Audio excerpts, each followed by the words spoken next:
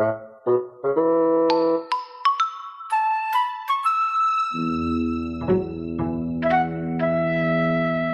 the survivors, the final hurdle had been overcome. Now nothing could prevent us reaching White Deer Park. You sent them all to sleep, Badger. I'm awake. You are now, Bold. Weasel's laughter is loud enough to waken the dead. Oh, thank you. Do you want me to continue or not? Yes, please, Badger. And look, Dreamer's waking up. Very well. Now, I want you to be very quiet, because the next thing that happened to us was very frightening indeed. Shush! Please. We walked away from the big road into some fields. At first, we were glad of the silence, and then we grew afraid. It was too quiet. Where were the birds? Where were the wild creatures that should be nesting in the hedgerows? What was even more strange was, around us in the fields was nothing but cabbages. Oh, shush, Weasel! Well, it made me nervous, didn't it? Yes, it made us all nervous. We could see for miles and miles, field upon field. Weasel's laughter echoed eerily in the silent air. Instinct told us we should go on tiptoe through these fields, warily feeling our way. Fox and Toad and I looked back to tell the other animals, but they had stopped. They were all afraid. But what were we afraid of? There was no one about, no danger threatened, or none that we could see. Fox called back, Get a move on there. We can't stop yet. The animals looked at one another. They could hear Mole's stomach rumbling in the silence. Suddenly he started digging down for grubs. It was the cue. Everyone was hungry. The rabbits eyed the bright green perfect cabbages and licked their lips. It was all too good to be true. Rabbit's teeth were just closing on a young leaf when Fox shouted suddenly, Stop! He came up to the cabbage and started sniffing it. What's wrong? Rabbit asked, trembling anxiously, and Fox answered, I don't like the smell of it. He looked round. No mice in the hedgerows, no birds in the sky, no insects or grubs in the soil, not even any caterpillars on the green leaves of the cabbages. Now that was strange. No butterflies, no flies buzzing.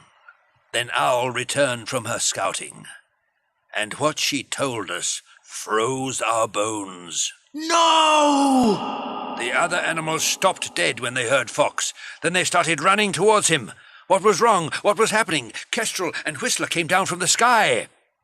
And when everyone was finally assembled, Fox spoke out. Owl has something to tell you. You are standing on poisoned land. Huh? It's in the air we breathe, it's in the ground we walk on, and the plants, which seem so luscious and green, are probably deadly to us. The farmer had done this on purpose. Owl had found huge yellow cans hidden from sight up by the farm buildings. There are some things that even humans disapprove of, but some of the poison had leaked out. Owl had seen it and smelt it, and she had known at once. That was why there were no flowers, no weed, and no life of any kind, save what the farmer wanted, cabbages. The animals couldn't understand why the farmer should put poison on his land. Surely, they said, his cabbages would be poisoned too. And surely humans didn't want to eat poisoned cabbages. And if they did, wouldn't they die? Obviously, they were mad. But as for us, we had to get out of that farmer's land as fast as we could. We checked our numbers. Where was Mole? He had dug down deep into the earth, looking for worms. Once more his greed had drawn him into danger. Suddenly his nose appeared, boring out of the ground. We asked him shakily how many worms he had eaten. But Mole had eaten none. They had all been dead. I was mightily relieved, I can tell you. He climbed onto my back and we started off again, determined to put as much distance between ourselves and the poisoned land as we possibly could. After a while, we came to some trees. They were part of an orchard, an apple orchard. The fruit grew large and red in the autumn sunlight, and the squirrels clambered up after them. But sticky bands barred their way, and it was just as well.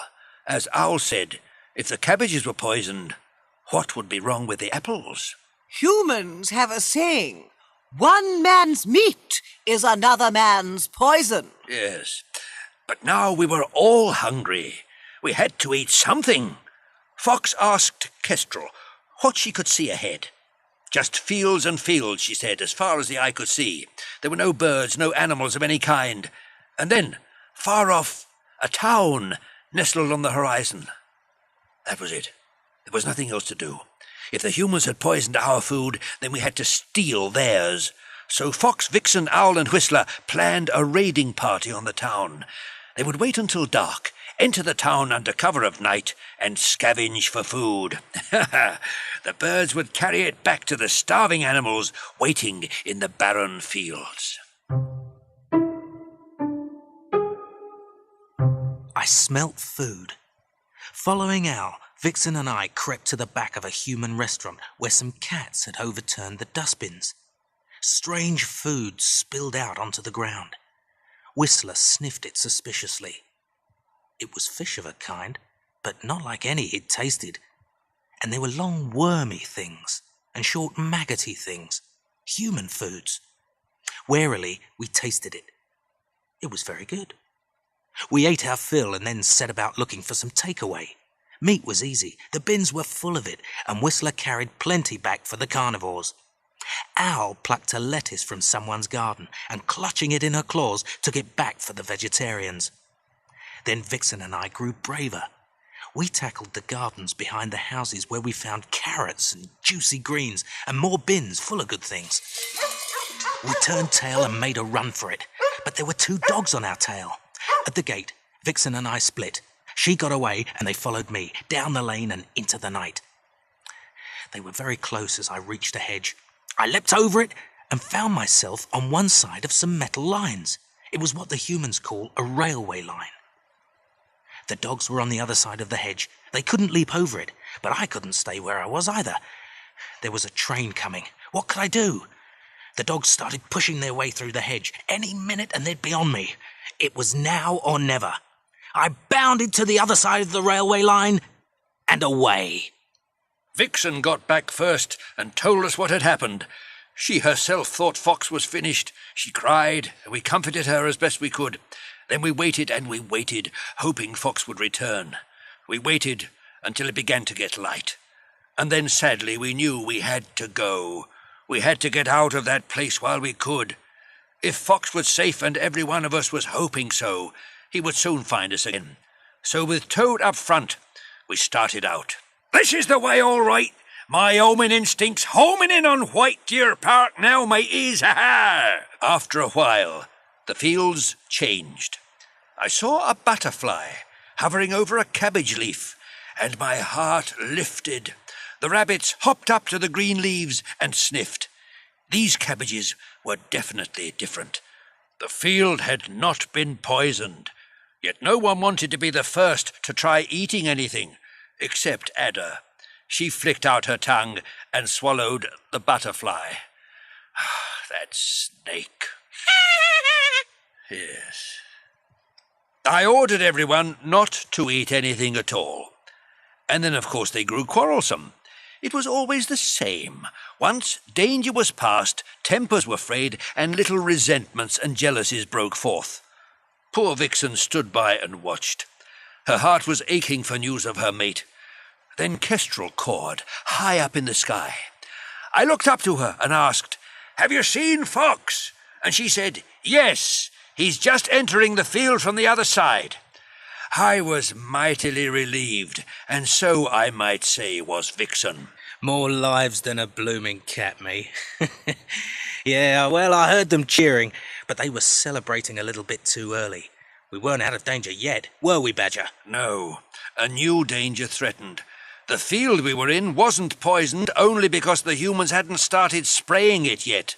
And now 2 tractors had entered the field and were systematically spraying, moving in on us from either end. What could we do? We were trapped. The rabbits started to panic. It was all I could do to keep everyone together. I knew that if any of the rain the humans were making was to fall on any of our animals, they would die, very slowly and very painfully indeed. There was only one place of safety, and that was back the way we had come, to the fields the humans had already poisoned. I mean, the tractors weren't going to go there, now were they? So I told Kestrel to pass the message on. She flew off and hovered cawing over the little group in the middle of the field. She told them what I'd said. But the animals wouldn't listen to her. They wouldn't listen to Badger either. They weren't going to go back to poisoned fields, not for anything or anyone. Kestrel flew back to me in distress. There was nothing for it. If they wouldn't listen to Kestrel or Badger, they would just have to listen to me. To get to them, I had to run across the path of one of the tractors. I ran as fast as I could. I remember a butterfly hovering over my head. I ran on, leaving it behind, and a moment later it fell under the spray of the machines.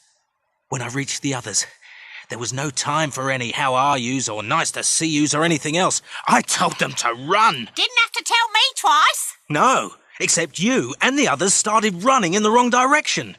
I ordered everyone back the way we had come, to the poison fields. There was an outcry. They dug in their heels. They would definitely not go. And then... "Arrgh, you'll do as I tell you," I said. "Or else." Or else what? "Or else I'll bite your blooming head off." Fair enough.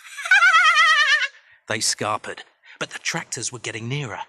They had reached the end of the field, and one on each side they were making their way back towards us, only now they were closer into the middle. I told everybody to hurry up. Of course, the rabbits panicked. "What else?" "You said it, son. What else?" And Male Rabbit bumped into somebody and knocked himself out. So there he was, lying on the ground, out for the count, and the tractor bearing down on him, when suddenly some spray fell on him, and he woke up screaming and ran for his life. "I got sprayed! I got sprayed!" he yelled, and fell in a faint at our feet. Luckily, he was all right. I reckon if he'd have been a caterpillar, it would have been a different story, eh? But relieved as everybody was to be safe from the tractors and the horrible spray, they were pretty fed up to find themselves back in the poisoned fields. Were we ever going to get out? Yes, I told them, because, you see, I'd found another way. According to Toad, White Deer Park was just the other side of the town we'd just been scavenging in. So I said, instead of going round the town, we were going to go through it. It's raining, it's pouring. I was enjoying myself, mateys. Everybody was amazed how far I'd come that first time. How did I make it on my own, they kept asking me. And well, they might. But we were near enough now, mateys. Nearly there. All we had to do was to go through the middle of this little town. We were just entering the square when it started to rain. And did it rain? At first it was great fun, mateys. Adder found it soothing on her worn scales. She was very nearly purring with the pleasure of it, till Weasel annoyed her, calling her a crack in the pavement and standing on her by accident. Anyway, Weasel nearly got struck by lightning after that, and serve her right. Oh, charming! The shock made her fall over a tin can, and she rolled on it downhill, screaming. As she passed the rabbits, she shouted at them not to panic, so of course they started panicking. And as the rain started to really pour down, Owl took refuge in the church belfry. What a mess! It was raining harder and harder. Realising the smaller animals were in trouble, I sent Whistler back to guide them. He stood in the middle of the square, his wing pointing the way. But one of the squirrels had got caught in a current of water. He was swirling around in the gutter, and try as she might, his mate just couldn't hold on to him. Just as he was pulled out of her grip and was being washed away, Whistler heard the screams and came to the rescue. He picked Squirrel up in his beak and dragged him out of danger. That was it.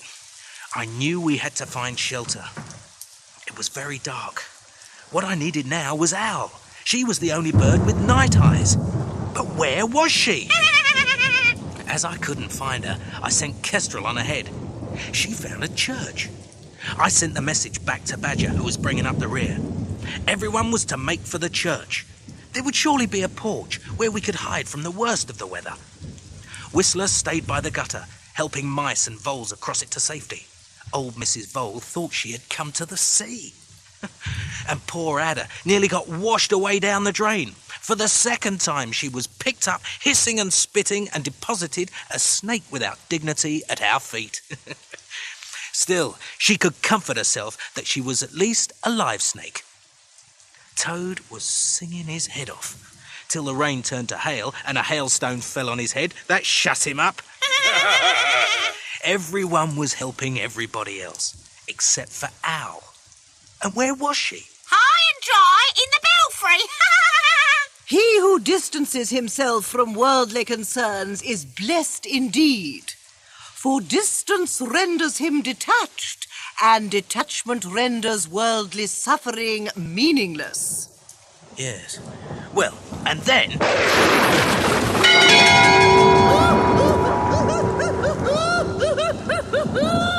And then we saw her. All wings and feathers, hurtling through the night sky, squawking her head off. Mockery is the lowest form of wit. Well, we were almost at the church when Owl deigned to join us. And when she did, she couldn't hear a thing. The church bells had deafened her. But the porch where we had hoped to shelter was no more. In its place were piles of stones and scaffolding. Our hearts sank. But there had to be another way in. Mole scuttled off into the darkness down the side of the church. What was he going to do? Tunnel his way in? Badger and I went after him. Mole, come back! Then we heard his voice, calling back to us. There was a hole in the wall of the church. We hurried on and found him, his nose peeping out from under some tarpaulin. "Follow me," he said, and disappeared. I pushed up the tarpaulin and burrowed underneath it with my head. I couldn't see a thing, but Mole's voice encouraged me on. Then I came to the church wall, and there, half hidden by a pile of loose stones, I found a hole, just as he had said. I pulled the stones away and called back to Badger. "Tell everybody to come. We can get inside." I went back and found Whistler, wings extended, sheltering the smaller rodents from the rain. Mrs. Vole was complaining that she was under the hole and was getting large plops of water on her head. But on the whole, everyone was quiet, too wet and miserable to say anything. Their faces lit up at my news, and they all followed me to the hole, all except Owl. I couldn't hear a thing. But Whistler went back for her, and like the gentleman he is, he escorted her inside the church. Once inside, dry and warm, we all settled down, and of course, we fell asleep.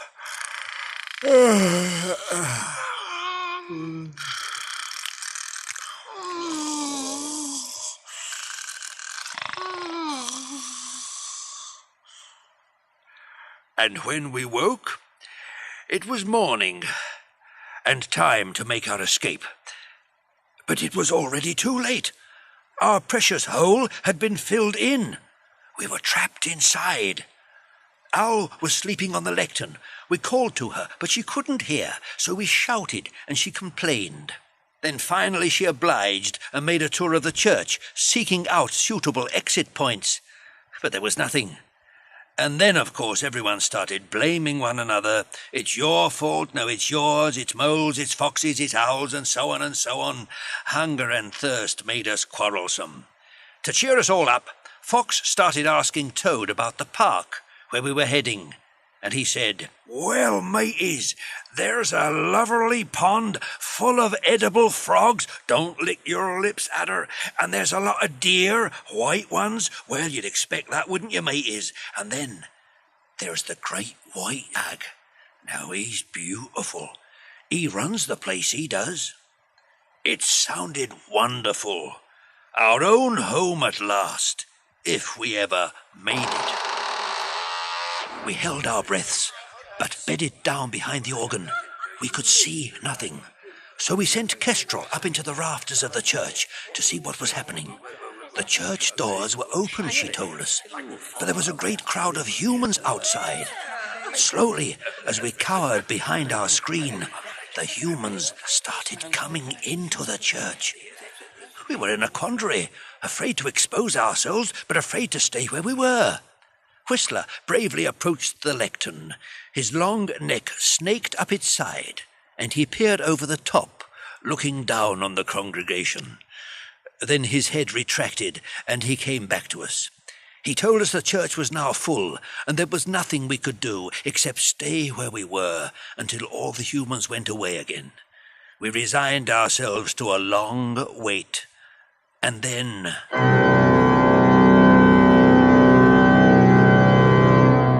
Whistler took off, flapping his wings in fright, dropping white feathers on the heads of the horrified congregation. The rabbits panicked and dashed out from behind the organ into the church. Weasel ran after them, and they started darting to and fro between the legs of the congregation. One woman thought I was a rat and kicked me, so I bit her leg. Al was thrashing about in the rafters, hooting. The mice were running to and fro over the organist's feet.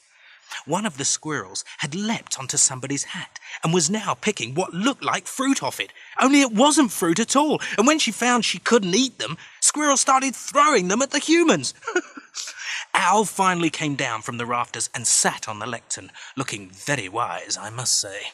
The humans have a proverb. If you can't beat 'em, join 'em.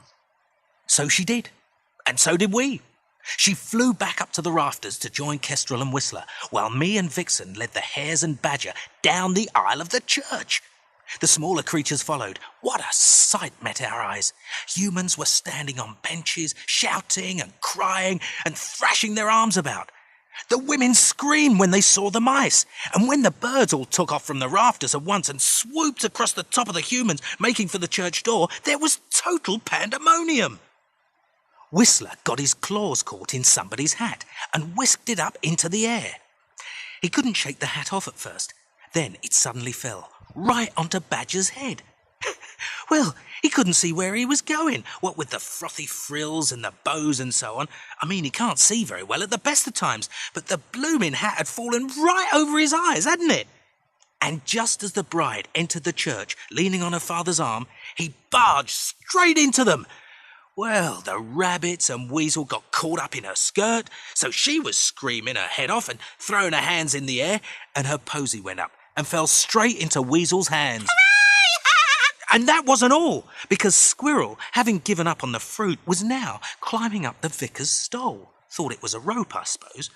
Well, the stole slipped off and Squirrel with it, and she ran away, trailing it behind her, chased by the vicar.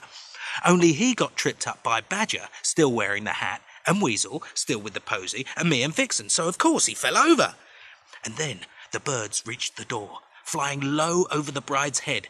Well, Al's talons got caught in her veil, and it was whisked off her head and out into the sunlight. Well, it was a wedding day she would never forget. I won't either. God, I'll never forget the sight of that veil. When it left Al's grip, it floated on the air like a bit of gossamer. Then it slowly drifted down to land right on top of Weasel and Badger. Somehow, they got free of it and scarpered, and just in the nick of time too, because the bride's father was out there and after the veil. Well, we all scarpered, didn't we? We ran in all directions, and we didn't want to stop. Toad was on my back. I'm not sure how he got there, but there he was. And as I ran, he kept shouting in my ear. "Not far now, mateys. Nearly at White Deer Park." Then I looked up and I saw Kestrel overhead, and I slowed down. I felt really stupid. I'd just run, and of course, I'd left everybody else behind. There was only me and Vixen and the hares. Oh yes, and Toad, because he'd hitched a lift, hadn't he? Oh, and Mole, he'd attached himself to Vixen. But where were the others? Well, the squirrels were up a telegraph pole and couldn't get down. The rabbits had taken refuge in a muddy trench in the middle of the road and couldn't get out. The mice and voles were running away from Adder and didn't know where they were going, while Weasel and I were running round and round the streets in broad daylight, trying to find somewhere to hide. We were being pursued by humans. We could hear their feet closer and closer behind us. Panic-stricken, we turned a corner and made for the first hole we found. We didn't think we just saw the hole in the ground and saw there was a way down. It was a sloping piece of wood, and it went down from the street into a cellar below.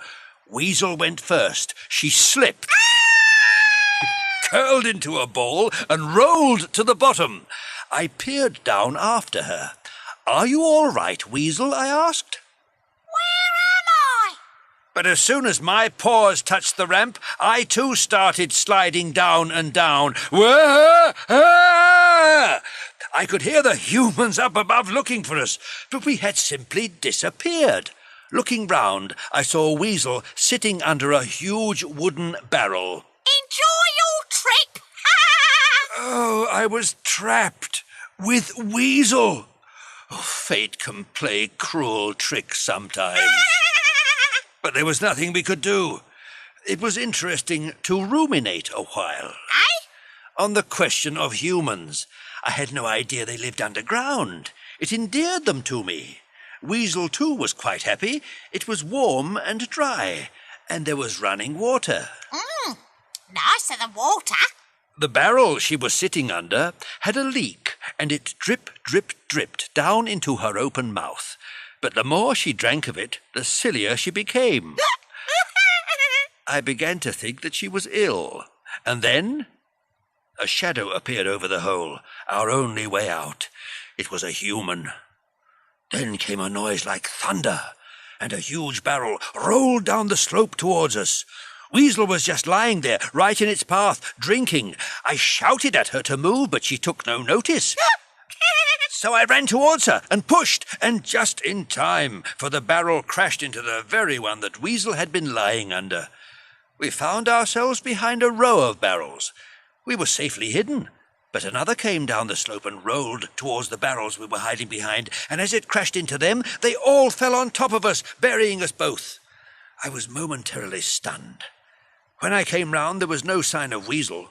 She was completely hidden by barrels, but I could hear her. So I knew she was alive. I heaved and I strained and I pushed a barrel away, and then I found her, lying on her back. A huge grin all over her face. "Weasel," I said, "speak to me." "We've got to get out of here," I told her. I like it here. "And it's much too dangerous," I said.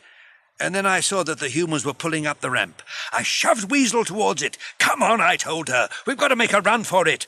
Suddenly Weasel charged up the ramp, yelling at the top of her voice. Here we go, here we go, here we go. The humans were so astonished they couldn't move. Then, as she rushed up the ramp between their legs, I followed, barging through the humans and out into the street, chasing Weasel, who had gone completely mad and was bumping into rubbish bins, singing and shouting at the top of her voice. I saw the disgraceful exhibition from my vantage point in the church belfry. I also saw the squirrels up the telegraph pole. When they heard Weasel singing, they put both their hands to their ears and slid all the way down the pole to the bottom, where Kestrel rescued them, telling them to follow her to safety. Meanwhile, poor Badger was trying to keep up with the rampaging Weasel. I could see her just ahead. She was staggering. She had thrown something and broken a window, and still she sang and shouted, Farthing Wood animals forever! Suddenly she sat down and couldn't get up again. Then Owl arrived. And what have you to say for yourself, pray? Then a woman came out of the place with the broken window. She had a broom in her hands, and she started to sweep at us. Owl told us to follow her.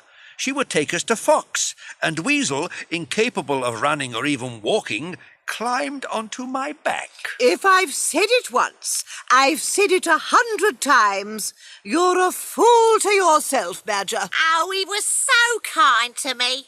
Dear Badger, I like you. Get off!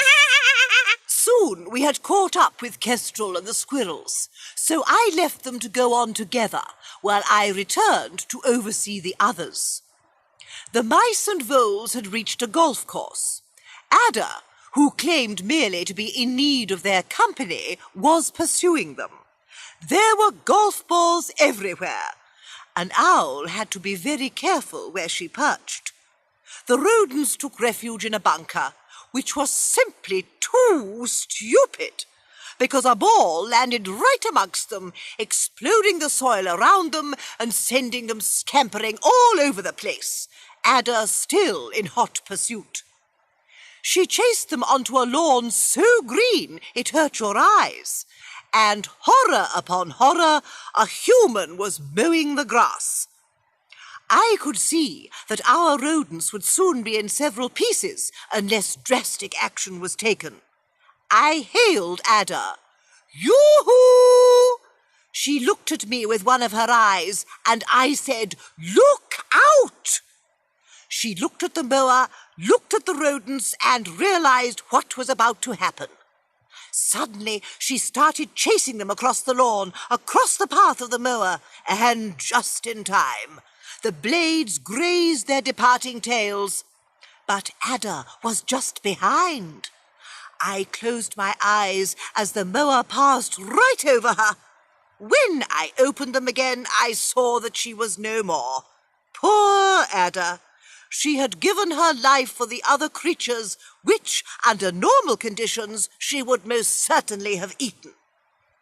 I was preparing an obituary for her when suddenly her head popped up out of a hole in the ground. The rodents started shouting and screaming, "Murder! Murder! Help!" till I explained how Ada had just saved them, and quelling any further revolt, I instructed them all to follow me. Meanwhile, Badger had arrived, with Weasel on his back, her tongue hanging out. He ditched her at our feet. What an horrible sight. She looked as silly as humans do, lying there, snoring her head off.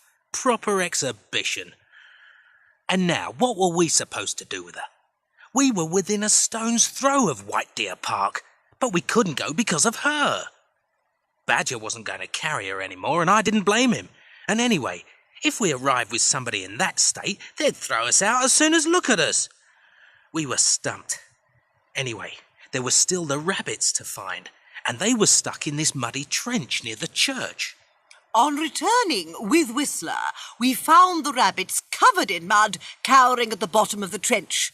Humans were digging up the road and were even then drilling close by. The poor rabbits were deafened by the noise and shaking with the vibrations.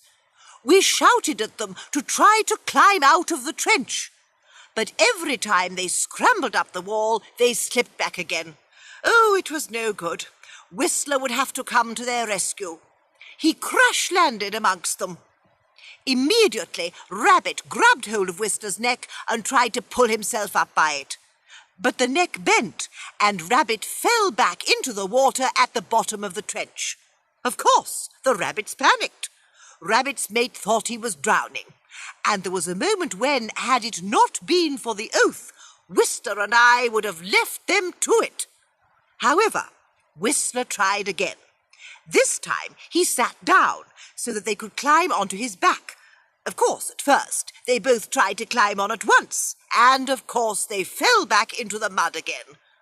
Then, after a stern word and a few threats from myself, Rabbit stood back and waited while his mate climbed onto Whistler's back, holding on as he slowly got to his feet, lifting her to the top of the trench.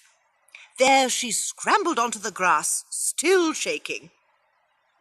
And then came Rabbit's turn. After one more fall in the mud, he too succeeded in reaching the top of the trench, where he sat beside his wife, two shaking, shivering jellies on the grass. And even when the drill stopped, the rabbits continued to shake. They couldn't seem to stop. Finally, all the Farthing Wood animals were gathered together again. Now, only one thing prevented us from making our final journey to White Deer Park. So, we decided to spend the night where we were and do a little bit of hunting before entering the park. As dawn lit up the sky, Weasel came round. Ow!